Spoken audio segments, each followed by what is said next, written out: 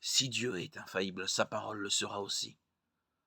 La doctrine de l'infaillibilité des Écritures est fondée sur la perfection de Dieu. Sa parole est parfaite, elle donne du réconfort. Psaume 19, 8. Car lui-même est parfait. D'un point de vue théologique, Dieu et sa parole sont étroitement liés. Le Seigneur Jésus est appelé la parole, Jean 1, 14.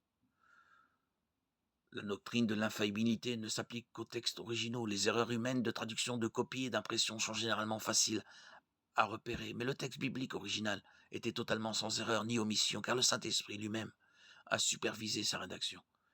Puisque Dieu est vérité et il est entièrement fiable.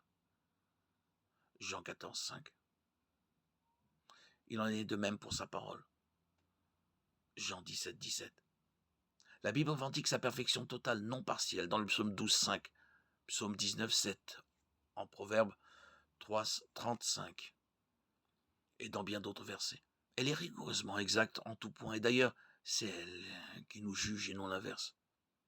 En effet, la parole de Dieu est vivante et efficace, plus tranchante que toute épée, à deux tranchants, pénétrante jusqu'à séparer âme et esprit, jointure et moelle.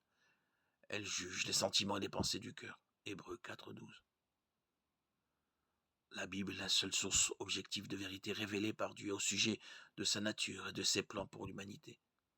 Elle est la parole infaillible de Dieu, sans erreur, et notre seule autorité fiable et parfaitement suffisante pour répondre à tous nos besoins.